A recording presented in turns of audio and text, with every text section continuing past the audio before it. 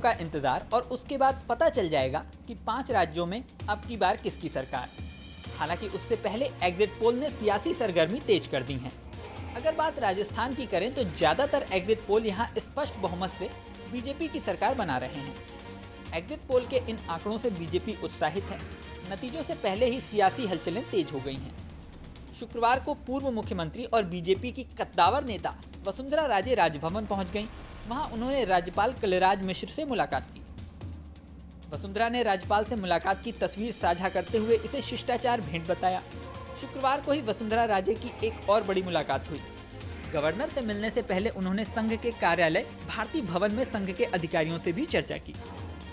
Exit poll के ठीक बाद और नतीजों से ठीक पहले वसुंधरा राजे की इस सक्रियता के सियासी मायने निकाले जा रहे हैं। कहा जा रहा है कि एग्जिट पोल के नतीजों से उत्साहित आलाकमान के निर्देश पर ही वसुंधरा राजे एक्टिव हुई हैं।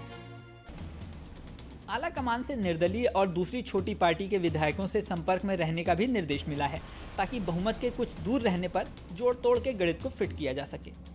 आलाकमान को भी पता है कि इस काम को वसुंधरा से बेहतर और कोई नहीं कर सकता। वसुंधरा राजे जिस तरह से एक्टिव हुई हैं, इससे उनके मुख्यमंत्री बनने की अटकलें भी तेज हो गई हैं। वसुंधरा राजे की सक्रियता के यही मायने निकाले जा रहे हैं कि अगर राजस्थान में नतीजे बीजेपी के अनुकूल रहते हैं तो सूबे की कमान एक बार फिर उनके हाथों में दी जा सकती है। दूसरी ओर वसुंधरा से एक दिन पहले यानी जिस दिन एग्जिट पोल के आंकड़े आ रहे थे, उसी दिन अशोक गहलोत ने भी राज्यपाल से मुलाकात की थी। गहलोत ने भी इसे शिष्टाचार भेंट बताया था। गहलोत इस चुनाव में कांग्रेस का चेहरा रहे हैं। अगर राजस्थान में रिवाज टूटता है और सरकार रिपीट होती है तो गहलोत का कद और बढ़ जाएगा।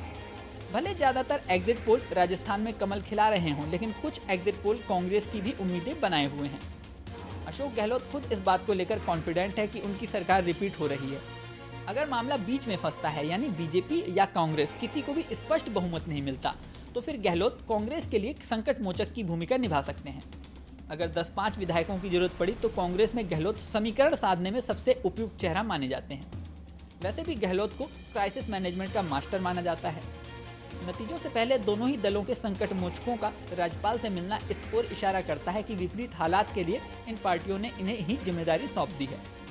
वैसे तो दोनों ही पार्टियों में मुख्यमंत्री पद के कई दावेदार हैं, लेकिन क्राइसिस मैनेजमेंट के मामले में राजस्थान में अशोक गहलोत और वसुंधरा राजे के कद का कोई दूसरा नहीं दिखता।